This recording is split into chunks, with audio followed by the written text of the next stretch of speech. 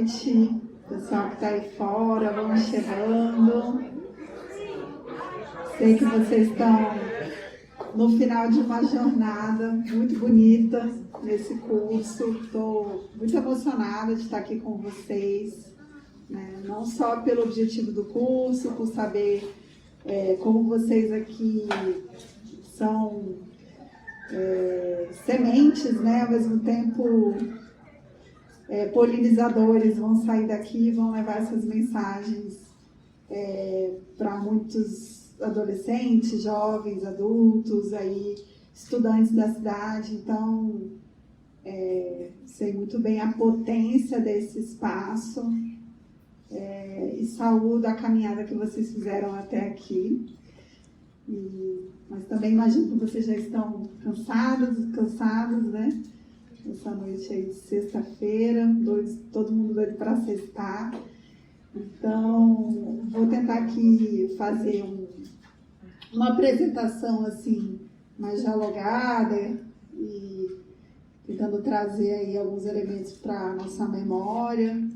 Acompanhei a apresentação do professor Guilherme Lemes, também vou tentar dialogar com ela, né? Meu nome é Juliana Cesar Nunes, eu sou mestre e doutoranda em Comunicação Social pela Universidade de Brasília, estudo Comunicação Negra e Quilombola, sou especialista em bioética pela UNB, pesquisei situação de mulheres à espera de reprodução assistida na rede pública do DF,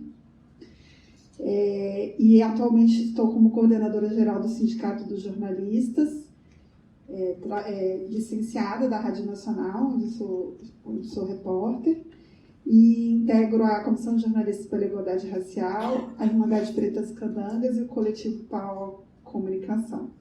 Nesses diferentes espaços, eu tenho tentado fazer esse trabalho de comunicação para auxiliar lideranças e comunidades negras de axé do Distrito Federal e do entorno, para que elas possam amplificar suas vozes, né? Confrontar também uma série de discursos racistas e que, infelizmente, temos aqui na mídia do Distrito Federal em diversos aspectos e momentos.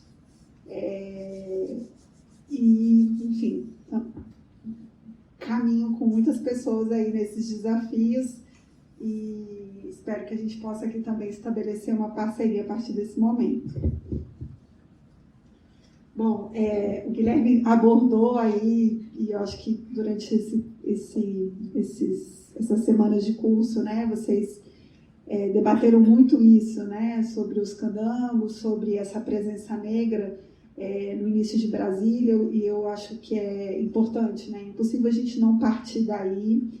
Então, eu trago essa foto do fotógrafo suíço René Burri, de 1960, de uma família negra visitando aí as construções recém-acabadas da Esplanada dos Ministérios, e que nos leva ao núcleo dessa comunidade negra, né, formada a partir de homens e mulheres que vieram construir Brasília e aqui ficaram, permaneceram, resistiram e assim continuam.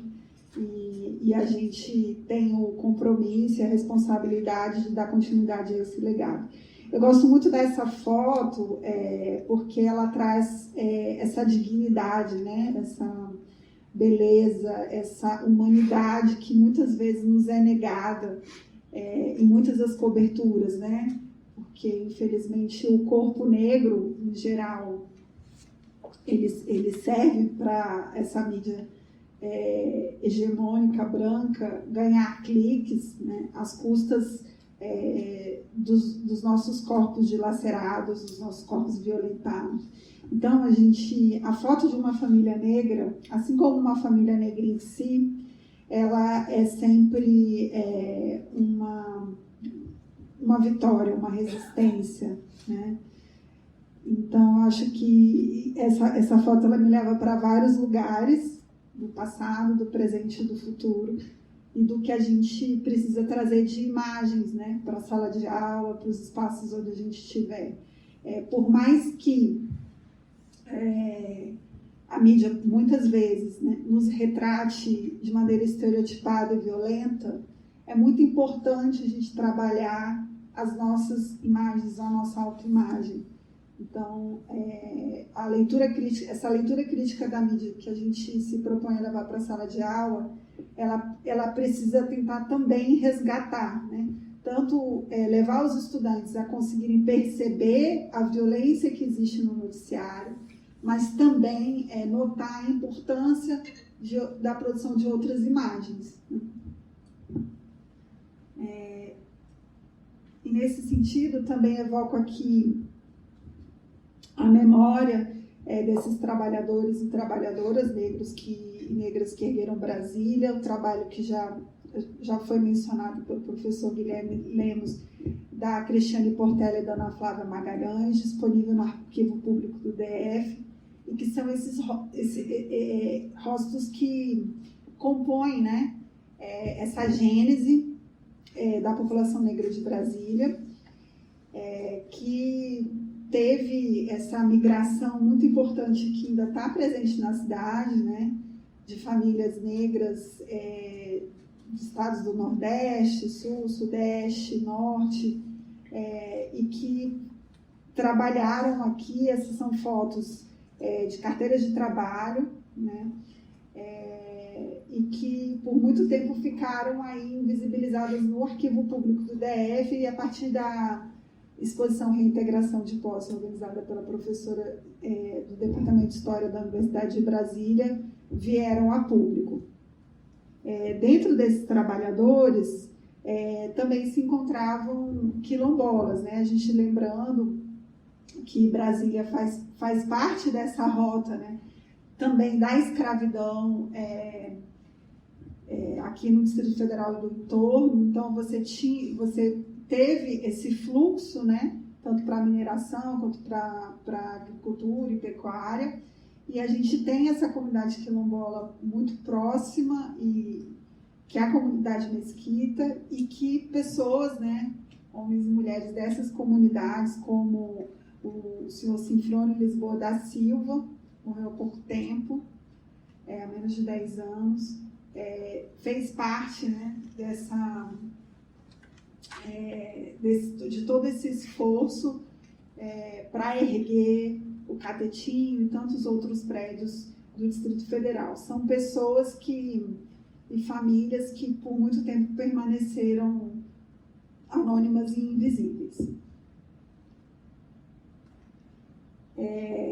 O esforço da comunidade negra do DF por visibilidade, luta por direitos, né, ele remonta à construção de Brasília, ele passa aí pelos primeiros anos, e ele sempre está muito conectado, né, até pela propriedade do Distrito Federal sediar a capital do Brasil, de sempre um duplo esforço, né, tanto de trabalhar a pauta da comunidade negra do DF, mas com uma perspectiva nacional muito forte, pela proximidade do centro do poder nacional.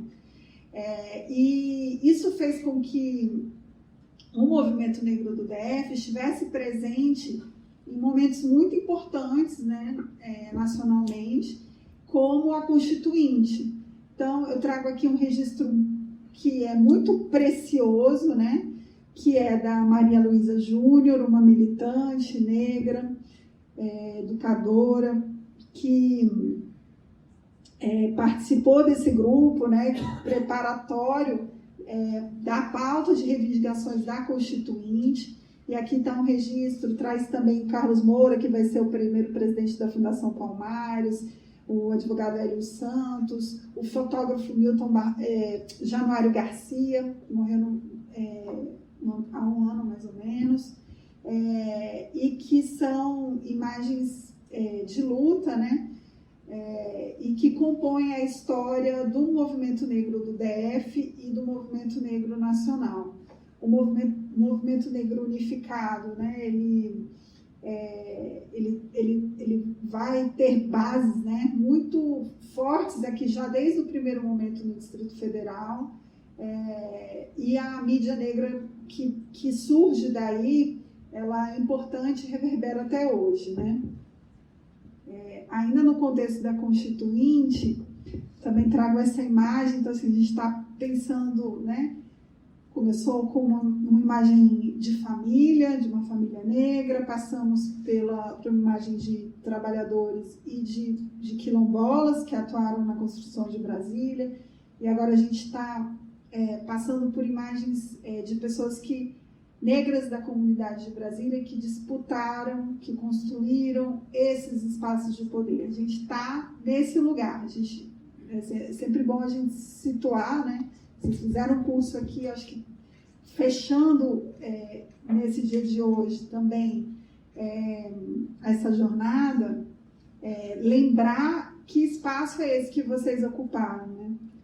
Aonde vocês vieram beber desse conhecimento e trazer também, partilhar as experiências de vocês, é esse espaço de poder. E esse espaço de poder aqui, Esplanada, é um espaço em disputa. E as pessoas negras de Brasília estão nessa disputa, e não é desde hoje, é desde sempre, né? Então, são mais imagens, né, aqui do arquivo da deputada Benedita da Silva do Rio de Janeiro, mas imagens que também nos trazem essa localização que a gente precisa passar sempre para frente, né? É nesse espaço que a comunidade negra do Distrito Federal, articulada nacionalmente, construiu, né, desde 1995, a Marcha Zumbi, que conseguiu trazer para o centro da discussão política, né? Você já tinha colocado isso na Constituinte, você retorna isso a partir das marchas, né? Então, acho que na dificuldade, muitas vezes impossibilidade, desses homens e mulheres negras serem ouvidos e serem considerados fontes pelos veículos de comunicação, como o movimento negro do Distrito Federal, do entorno e nacionalmente se articula para ser visto, para ser ouvido. Então, as marchas, né, elas foram e continuam sendo mecanismos de articulação política que consegue colocar essas vozes em outro lugar, consegue construir uma pauta a ser apresentada, e essas imagens conseguem ganhar o país e muitas vezes ganhar o mundo. Então, é importante a gente relembrar a ocupação desses espaços, né? Então, nós tivemos a Marcha Zumbi 95, como uma marcha muito importante, né? Depois ela vai servir de inspiração. Na década de 90, como já mencionei, né, o Movimento Negro Unificado traz para a gente essas estratégias, né, a marcha, e traz também a construção de uma mídia negra, né?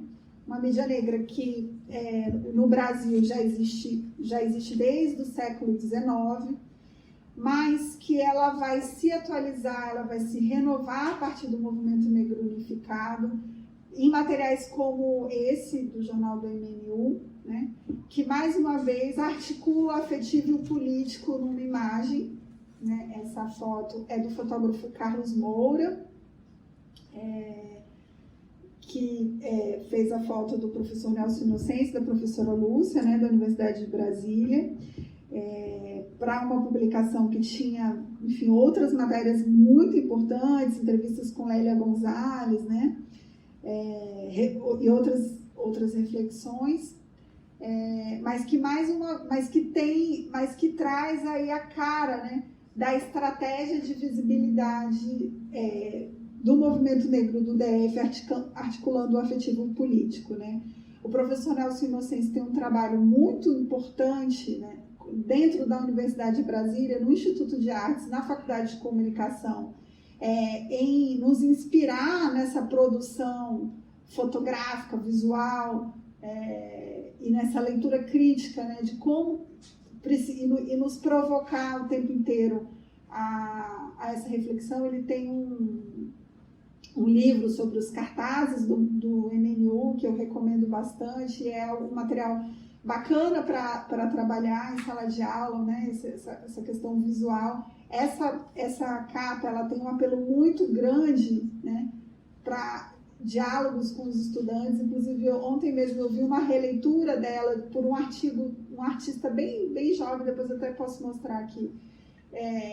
Então, ela está sempre se reatualizando e ela serve como uma chave de leitura e uma possibilidade de diálogo com a juventude muito preciosa, né? Juliana, onde que a gente encontra esse livro do professor Nelson? Está na internet? Ou qual é o nome dele nos cartazes? Eu te passo ele direitinho depois, mas eu comprei ele na livraria da UNB mesmo, da editora da UNB.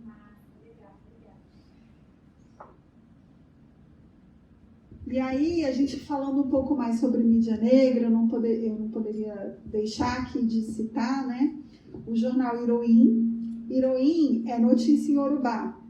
E é um jornal que foi produzido durante muitos anos aqui em Brasília, editado pelo professor Edson Cardoso, que hoje mora em Salvador. Ele é formado em letras, com um dos primeiros mestres em comunicação pela Universidade de Brasília, que trabalha a questão de comunicação e negritude, né? Um dos primeiros, o trabalho dele é pioneiro.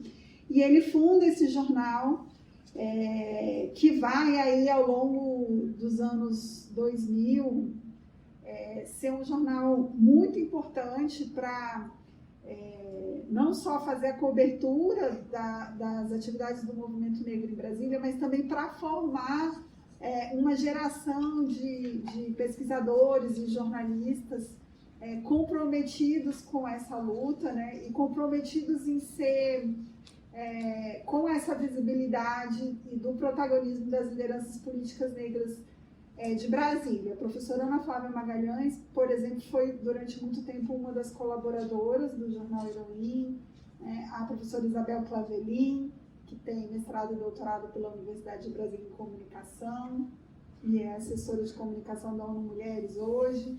Então, assim, ele tem esse lugar importante, e também foi um dos articuladores da marcha do Zumbi Mais 10 em 2004, né, que traz novamente para 2004 ou 2005, acho que eu coloquei errado aqui, 2005, que traz novamente aqui para a Esplanada dos Ministérios o movimento negro, as lideranças negras, e aí já num contexto de um governo de esquerda, o governo do PT Lula-Dilma, né, em que se pensava ter um outro nível de debate sobre essa questão, mas era necessário um debate crítico, porque os avanços que estavam colocados ali eram e são considerados insuficientes para as demandas da comunidade negra de forma geral.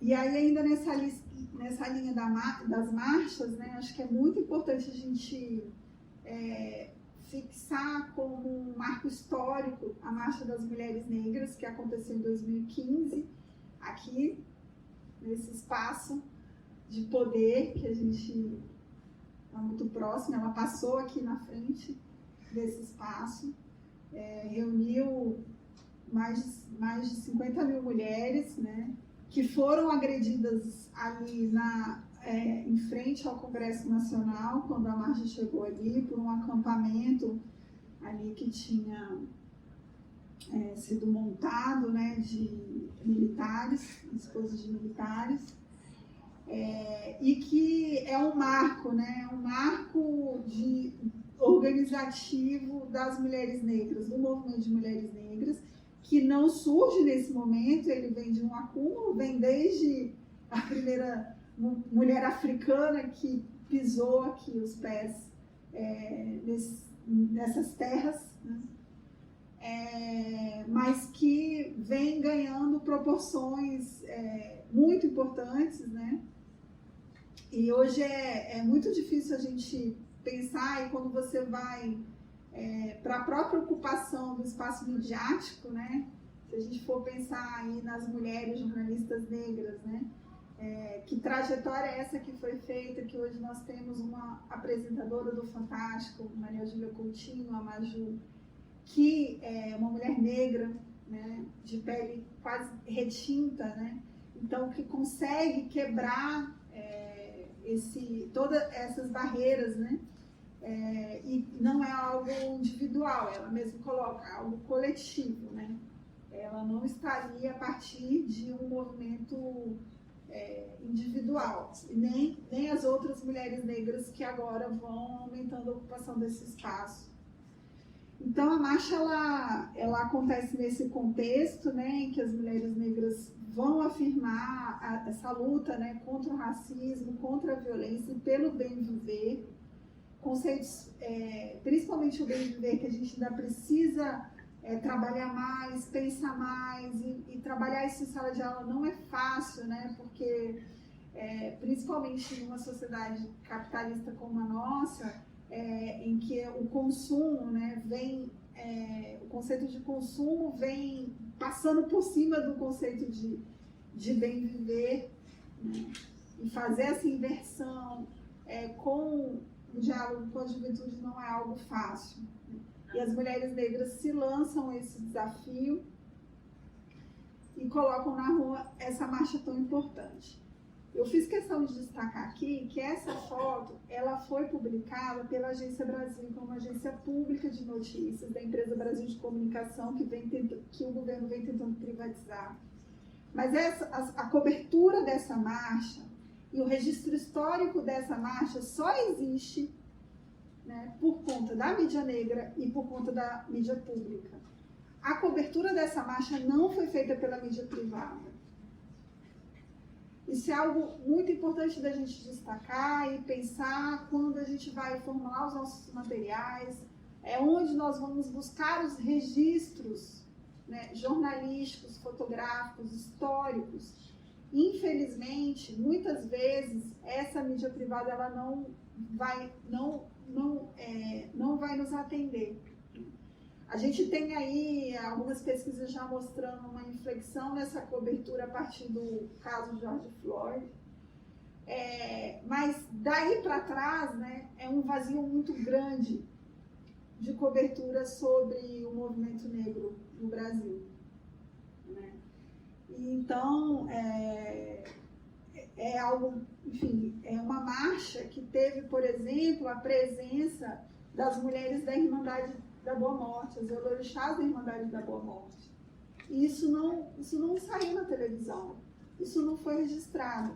Como muitos outros movimentos e conquistas e lutas da comunidade negra do Distrito Federal, não ganharam visibilidade, não tiveram esse espaço. Então, para a gente trabalhar, levar isso para a sala de aula é também um processo de pesquisa ainda, infelizmente. E aí, não apenas... Nossa, como que ela foi parar aí? Não apenas a gente pensar os nossos corpos nas ruas, né? Mas os corpos dos nossos por trás das câmeras, né? São duas fotos muito conhecidas, né? Essa foto, a primeira do Juscelino Kubitschek, né, uma das primeiras fotos aí, né, no dia da inauguração de Brasília, né? E essa foto aí, Tancredo Neves, ali, né, nesse mise-en-scène, tentando sustentar a tese de que seria possível tomar posse, seria possível sair da situação grave em que ele estava. Essas duas fotos foram feitas por um fotógrafo, um fotojornalista negro. O nome dele é Gervásio Batista. Ele já faleceu há 3 anos. E ele foi um dos primeiros fotógrafos a chegar em Brasília, ainda com Assis Chateaubriand, que vai fundar o Correio Brasiliense aqui, né?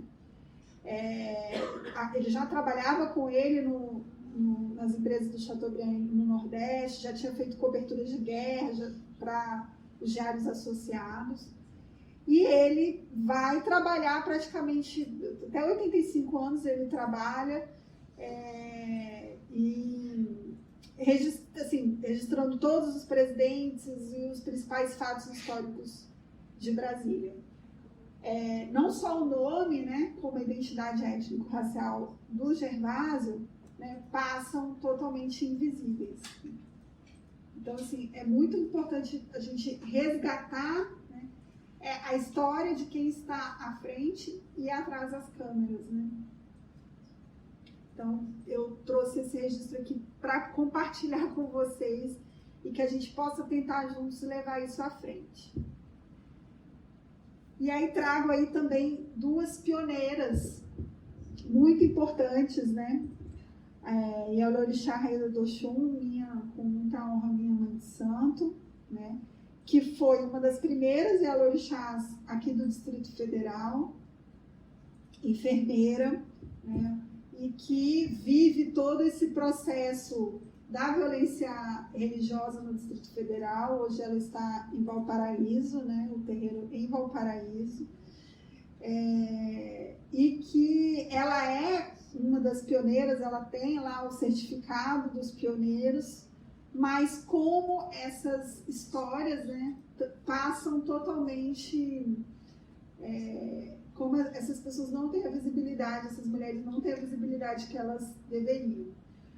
E aí, o mesmo, a professora Lídia Garcia, ela que vem ainda antes até da inauguração da cidade, vai ser a primeira professora de música aqui do Distrito Federal e atuante até hoje nesses movimentos, articulando a comunidade cultural negra de Brasília, uma família que também leva esse legado à frente, né?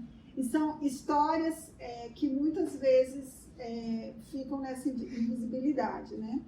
E a gente vem trabalhando, os comunicadores, jornalistas da cidade, para colocar luz a essas trajetórias, né? Então já conseguimos matérias, né, nos jornais da cidade, nas emissoras, que contam a história dessas duas mulheres que, assim, para mim são rainhas, né? São rainhas, não tem como pensar de outra forma, e que, embora não atuem na área de comunicação, elas conseguem articular e se colocar de uma forma muito representativa e vocalizar essas demandas da comunidade negra. Estratégias essas que também estão expressas, né, no Festival Latinidades Afro-Latinas. A gente precisa demarcar com muita alegria, com muita honra, né, que se hoje no Brasil existir essa data do 25 de julho da mulher afro-latino-americana e caribenha, é porque no Distrito Federal foi criado um festival das mulheres afro-latinas, que a partir desse festival, que foi inspirado numa data estabelecida pela Rede de Mulheres Afro-Latinas, né, você começa uma discussão para a oficialização da data como Dia de Teresina de Benguela, que você começa a sair do gueto do Novembro Negro, né, dos eventos todos concentrados numa data importante, que é o 20 de novembro, sem dúvida nenhuma, mas que nos restringia de uma certa forma, e começa a agendar a sociedade como um todo, a comunidade negra e a mídia, por um debate sobre as mulheres negras no mês de julho, né? A professora Diana Oliveira Moura, professora negra da Universidade de Brasília, da Faculdade de Comunicação, vem trabalhando o conceito de vigilância comemorativa, né? E esse conceito, ele se adequa muito bem ao que o Latinidades consegue trazer para nós, né? É um festival que já ocupou aquele espaço desse auditório, né? Com palestras aqui nesse espaço, shows aqui no museu, próximo, né?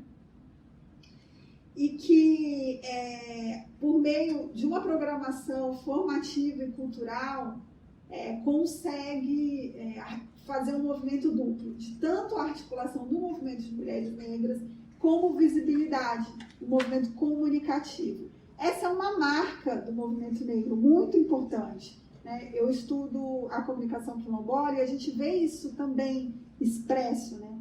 Como que muitas vezes essa estratégia de comunicação e visibilidade ela está sempre articulada, né? Como a comunidade negra, por exemplo, quilombola de Rio dos Macacos na Bahia, faz um boi-bumbá na frente da base naval, da Marinha, e e consegue ocupar aquele espaço por estar fazendo uma manifestação artística e cultural, e ali da barriga daqueles bois surgem as faixas com suas reivindicações. Então, essa é uma sabedoria ancestral, é uma sabedoria política, e que a gente vê aplicada aqui, né? A beleza estética, a programação,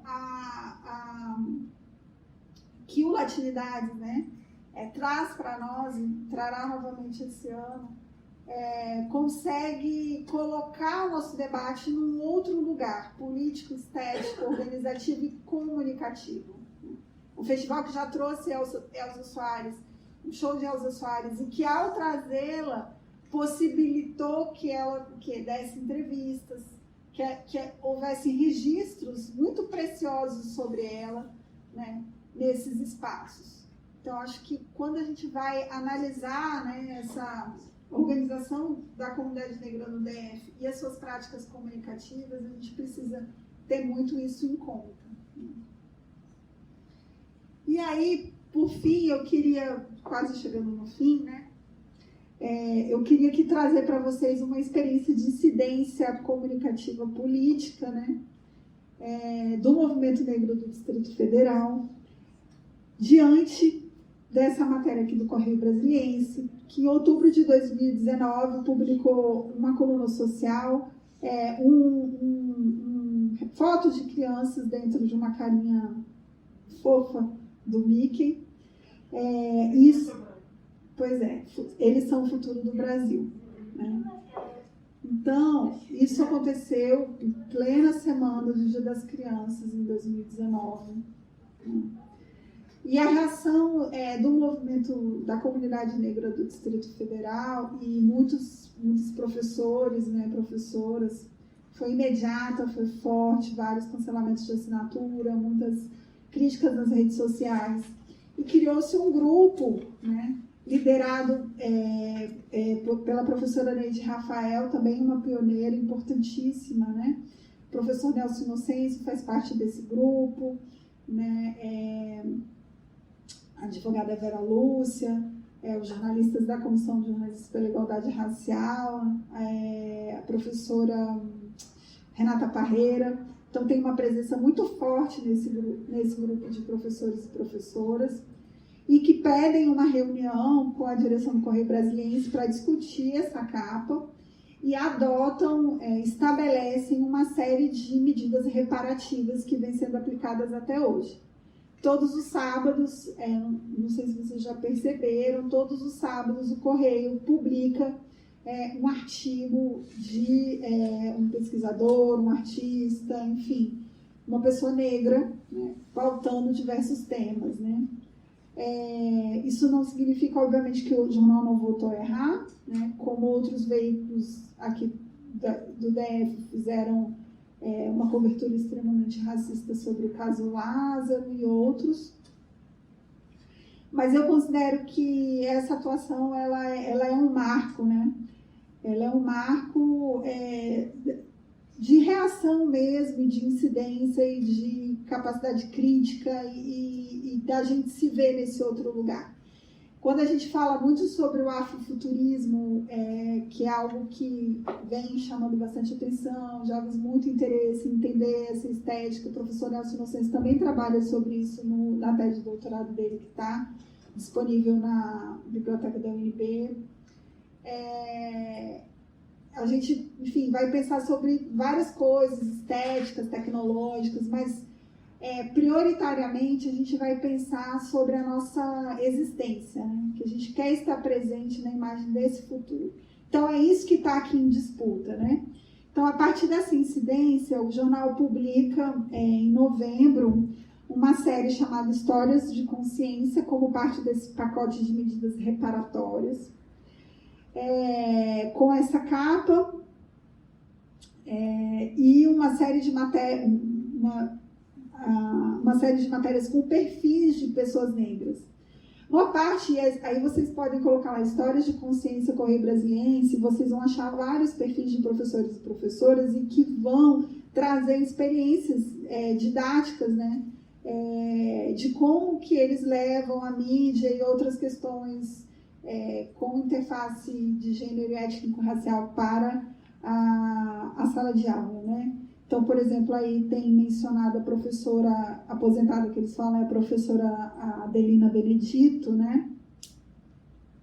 Tem a professora Edileuza Penha, que é professora, é documentarista, que também tem um trabalho muito bacana. Tem a jornalista Raíssa Gomes, né? Que também escreve para o site Mundo Negro, é assessora de imprensa da Universidade de Brasília. Minha companheira aí no coletivo Pau Comunicação. Então, assim, são essas estratégias, né, de tanto não abrir mão da nossa atuação política e midiática, de construir as nossas próprias mídias, né? E isso a gente precisa levar, né? Existe muitas experiências já passadas, né, como o Jornal do Emenil e Iroim, mas presentes, como o site do Mundo Negro, a revista Afirmativa, o portal do Guelé 10, que a gente precisa priorizar como fonte de informação, né, e para levar para a sala de aula. Como a gente não pode abrir mão da nossa luta pela nossa representatividade nesses espaços e para que nós sejamos retratados e retratadas à altura, né? À altura das nossas trajetórias. Nós temos alguma informação se teremos candidatos negros nesse pleito para o cargo de deputado distrital, senador? Eu já vi várias candidaturas aí, tem várias, inclusive, para o governo do Distrito Federal, né? Então, acho que inclusive de pessoas negras, de alorixás. E isso eu acho que esse tipo de construção de visibilidade, né, que esse grupo fez com o Correio Brasiliense, já fez alguns diálogos também com Metrópolis, ele também traz esse acúmulo, ele também reflete esse acúmulo político da comunidade negra do Distrito Federal e que eu não tenho dúvida que em breve isso também vai se refletir nas urnas, né? Acho que é algo que está em curso e sendo alimentado. Não que a gente não já tenha tido candidaturas, mas talvez essa trajetória, esse acúmulo pode nos levar a outros lugares a partir de agora, né? Então, não está aparecendo aqui no negócio.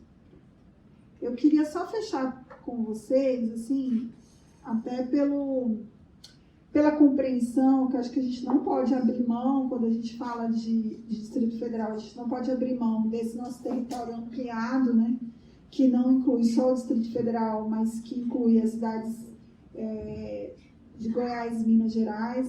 Eu tenho questões com o termo entorno, mas eu sei que ele é o oficialmente utilizado. Mas da gente se entender, assim, quando a gente fala em africanidade, quando a gente fala em diáspora, a gente está sempre pensando nesse espaço ampliado, né? Esse espaço que o tráfico forçado de pessoas da África para outros continentes nos levou, mas que nós também reinventamos esses espaços a partir desse processo, né? E criamos esse espaço ampliado da diáspora africana. E eu gosto de ver o DF e o chamado entorno, né, como esse espaço afrodiaspórico que a gente tem e que a gente não pode abrir mão de pensar esse espaço e trazer a visibilidade para essas comunidades negras, mulheres, comunidades de terreiro, grupos de dança, Boi do Seu Teodoro. Então, assim, quando a gente está vendo todas essas articulações, né? E vendo como que essas comunidades são retratadas, a gente pensar nessa comunidade ampliada. E a gente tentar levar essa leitura crítica da mídia para a sala de aula e essa construção em sala de aula nessa outra escala. E aí, uma pessoa que me inspira muito a pensar essa outra escala, né, é a Vera Verônica, que também é professora, educadora, pedagoga, e é rapper, e tem uma banca na Torre, e mora no Valparaíso. Eu acho que a Verônica, ela é a síntese, né, dessa artista, multimídia, professora, e que vai nos inspirar muito, acho que, a colocar a comunicação num outro lugar. Então, eu queria encerrar com o vídeo e aí a gente ainda vai ter 15 minutinhos para conversar, que eu gostaria muito de ouvir vocês, né, e que a gente possa compartilhar experiências. Então, eu queria trazer esse vídeo da Vera Verônica como uma inspiração para os nossos debates e para a gente sair daqui com um outro olhar, talvez.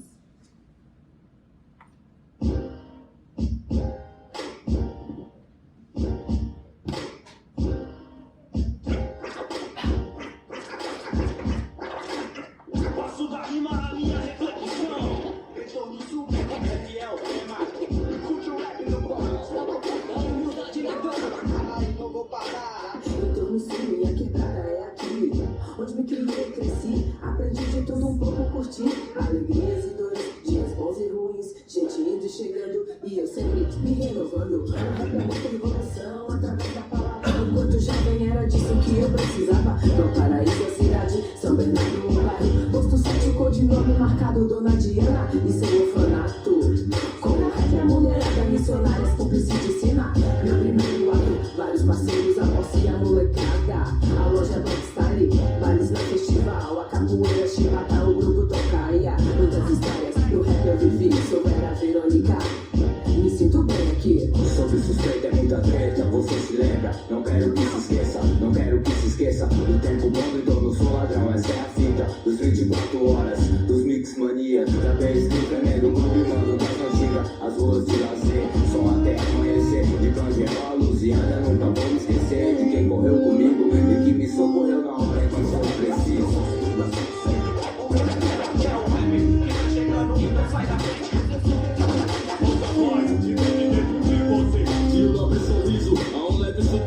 Da voz de girassol, o mesmo da luz da cidade. Dos buracos na pista, ou ao jogo de bet. Da linha chilena que nas férias, de pets, moleque. De um rolezinho na feira, almoço com a família. Juntar os passa pro golzinho, a resenha sadia. Do novo Gama Roma, de Paris a Dubai. É aqui que eu moro, se não gosta, pra mim tanto faz. De um vasto campão, seco cerrado. De frente pra BR, um bocado afastado. Alguns chamam cidade, outros chamam roça. Aqui Luziânia, sem flores, sem rosas. Apenas sorriso, floresce a esperança. No olhar de um pivete, a alegria da criança. Sinto saudades do tempo da infância. Então sudou em casa, ocorrência é a banca. Piratas do entorno pra dizer como é. Nossa quebrada hospitaleira de Marias e Josés. De um povo que luta sempre e não desiste nunca. A maioria do Nordeste fugindo da vida dura. Fazenda Urubu começou a ser fracionada. Conquistaram um pedaço de terra, ergueram suas casas. Com muito suor e trabalho, uma entidade que deu fruto. Se constrói o céu azul, essa quebrada que no orgulho.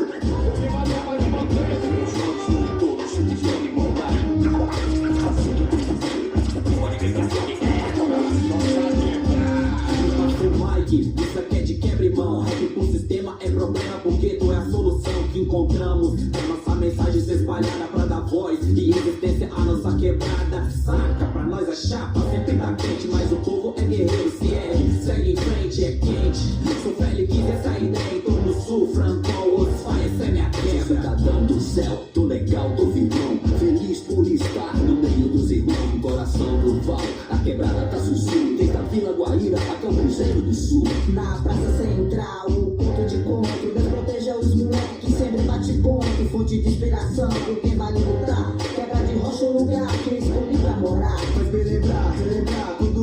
aprendi aqui. Esse é o lugar de adiga, então no sul sim. Salve skatistas, b-boys, DJs, grafiteiros, capoeiristas, rimadores e os basqueteiros. O samba do bamba, fim de semana. Esse aqui emana, somos nós quem comanda. Me sinto agradecido no rap quebrado em evolução. Vera Verônica, maior satisfação. E aqui tem a de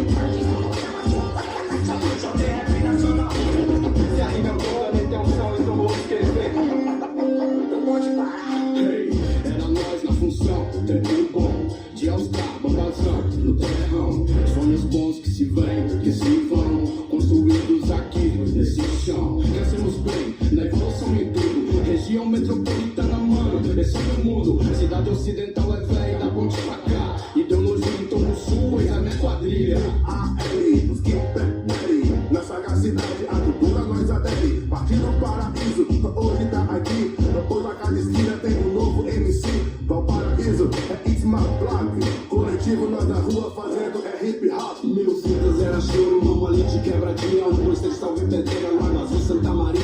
Eu sempre fui vila, estação ponto final. Dos lazer lá da feira do forró do seu Pascoal. Rap bolado no Kaique, fragmenta a minha ação. Não gama ao DPO, faz show, respiração. Os barracos de madeira, dos cúticos moleque. Hoje sou Vera Verônica, 25 anos de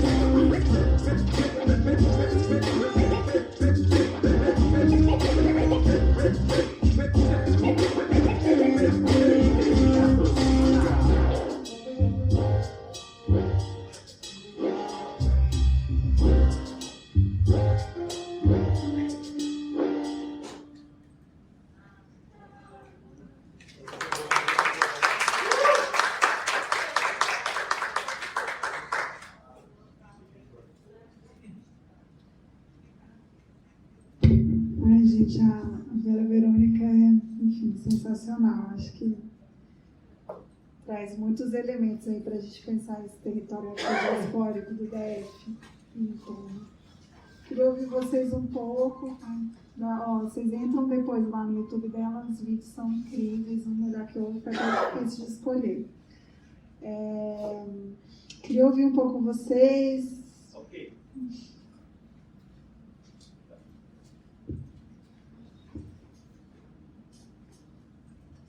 Alguém se habilita? Tá todo mundo cansado, né?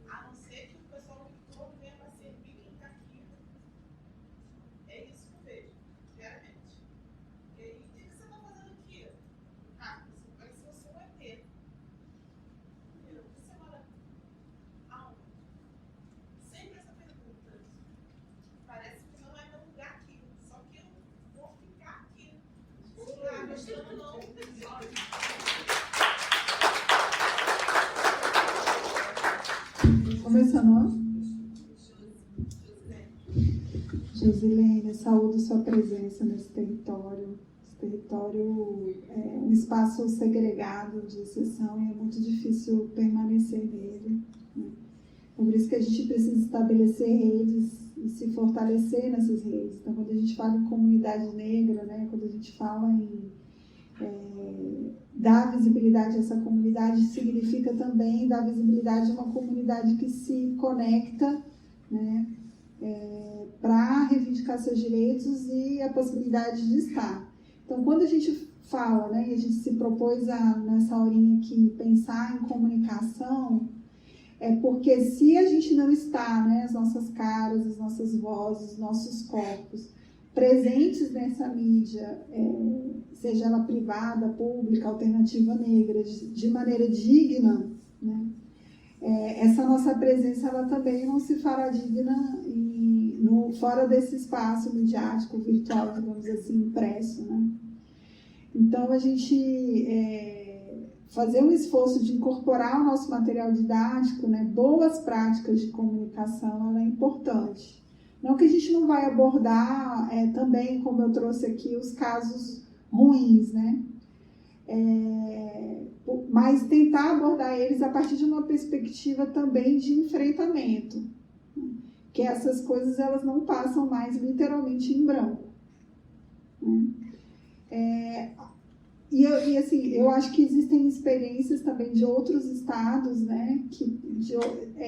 O próprio Rio de Janeiro, São Paulo, Salvador, que eu acho que a gente também pode beber, né, nessas experiências de confrontamento da mídia. E só para trazer um exemplo, por exemplo, em Salvador, né, em que os programas policialescos estão sempre expondo muitos jovens negros, né, mesmo que eles não acusados de qualquer crime, já está na televisão, né, já está ali sendo julgado. E depois perguntam por que o policial se sente no direito de matar aquele menino,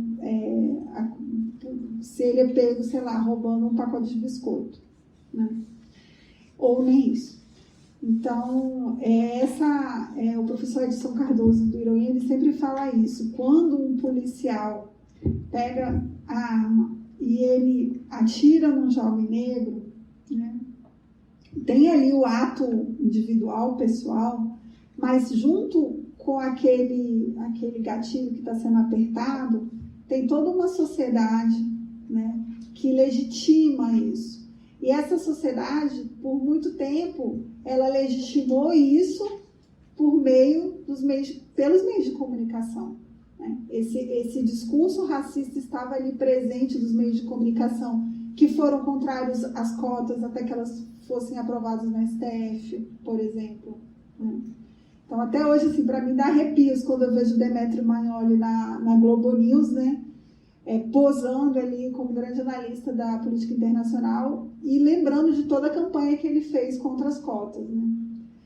Então, assim, são coisas que a gente não pode esquecer, precisamos estar atentos, ainda mais num momento como este de revisão da lei das cotas, né.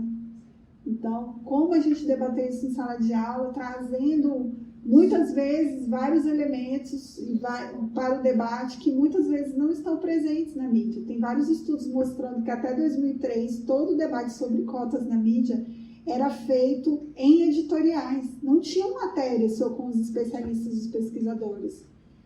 Os jornais e as revistas tratavam isso em editorial com uma posição definida.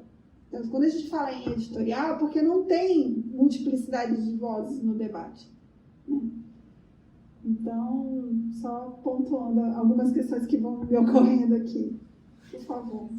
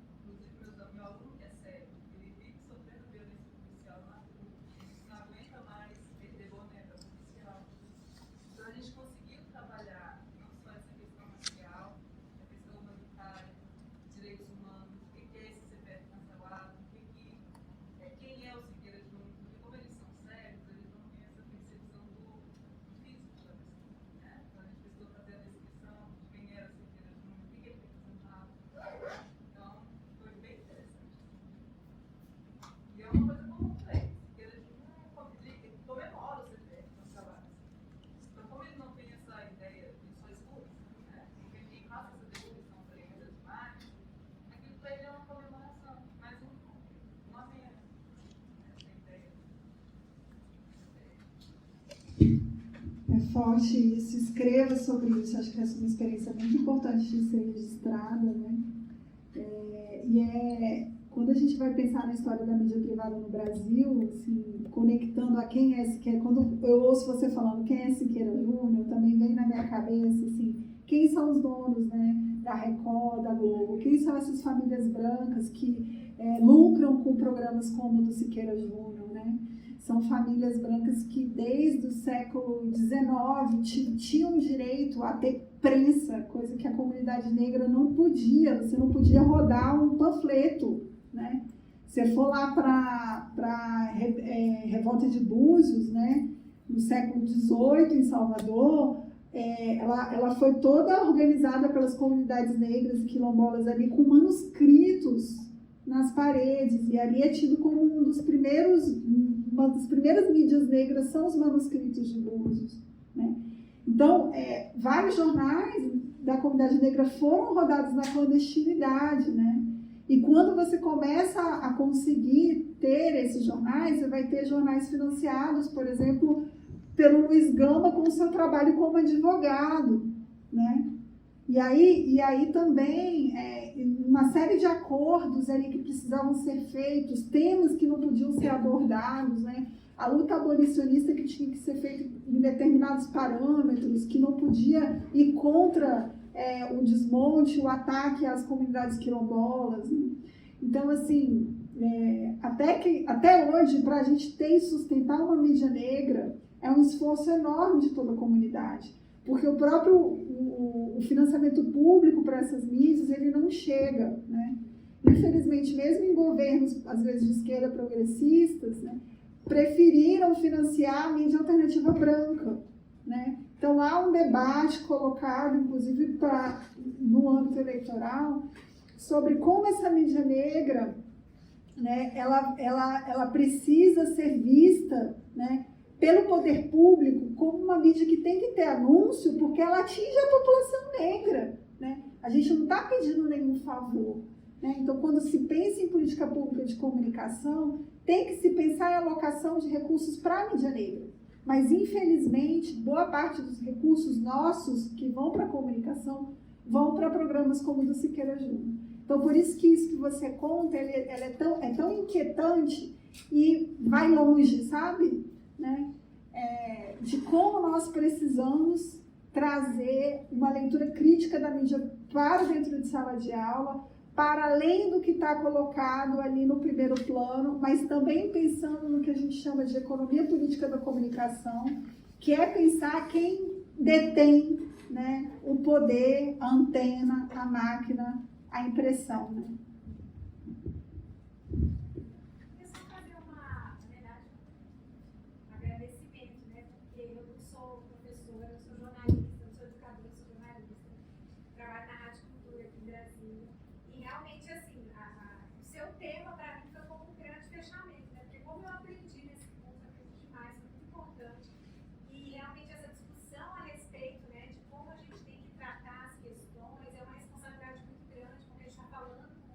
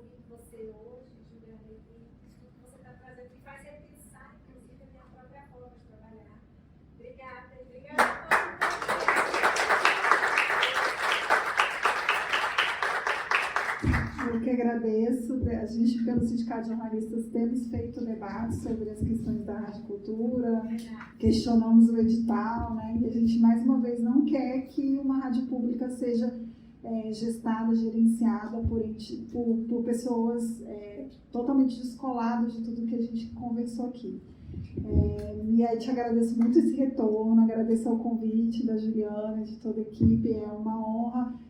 Fico à disposição de vocês, estou aí, Instagram, Facebook, onde vocês puderem, no Sindicato dos Jornalistas também, na Rádio Nacional, então que a gente possa se manter em conexão. Obrigada.